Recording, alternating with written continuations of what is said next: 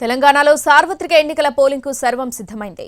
రాష్ట్ర వ్యాప్తంగా ఉన్న 3,32,00,000 మంది ఓటర్ల కోసం 35,809 పోలింగ్ కేంద్రాలు, 1,09,941 బ్యాలెట్ యూనిట్లు ఏర్పాటు చేశారు. భద్రత కోసం రాష్ట్ర పోలీసులతో పాటు 175 కంపెనీల కేంద్ర భద్రతా బలగాలతో బందోబస్తును ఏర్పాటు చేస్తున్నాయి. ఎన్నికల విధుల్లో 2,80,000 మంది ఉద్యోగులు పాల్గొంటారు. తెలంగాణలో ప్రచార పర్వం ముగిసింది. ఇక 13న జరిగే పోలింగ్కు సర్వం సిద్ధమైంది. రాష్ట్రంలోని 17 లోక్సభ నియోజకవర్గాలతో పాటు సికింద్రాబాద్ కంటోన్మెంట్ అసెంబ్లీ నియోజకవర్గ ఉప ఎన్నిక పోలింగ్ కూడా జరుగుతుంది. రాష్ట్రంలో మొత్తం 3,32,00,000 మంది ఓటర్లున్నారు. ఇందులో సగానికి పైగా మహిళా ఓటర్లే ఉన్నారు. 13 నియోజకవర్గాల్లో మహిళా ఓటర్లే ఎక్కువగా ఉన్నారు. రాష్ట్ర వ్యాప్తంగా 35,809 పోలింగ్ కేంద్రాలు ఏర్పాటు చేశారు. ప్రతి పోలింగ్ స్టేషన్లో ఎండలను దృష్టిలో పెట్టుకుని ఏర్పాట్లు చేశారు.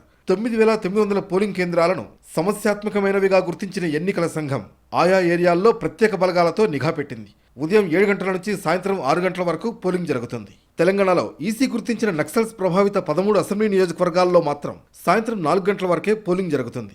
భద్రత కోసం రాష్ట్ర పోలీసులతో పాటు ఎన్నికల విధుల్లో కేంద్రం నుంచి వచ్చిన 175 కంపెనీల పారామిలిటరీ దళాలు డ్యూటీలో ఉంటాయి.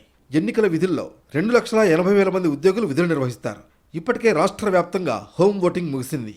21,651 మంది హోమ్ ఓటింగ్ అవకాశాన్ని వినియోగించుకున్నారు. ఉద్యోగులకు పోస్టల్ బ్యాలెట్ ద్వారా ఓటు వేసే సదుపాయాన్ని కల్పించడంతో 2,29,072 మంది దరఖాస్తు చేసుకున్నారు. వారిలో 1,75,994 మంది ఓటు వేశారు. ఇక 17 లోక్సభ నియోజకవర్గాల్లో 50 మంది మహిళలు సహా మొత్తం 525 మంది అభ్యర్థులు బరిలో ఉన్నారు.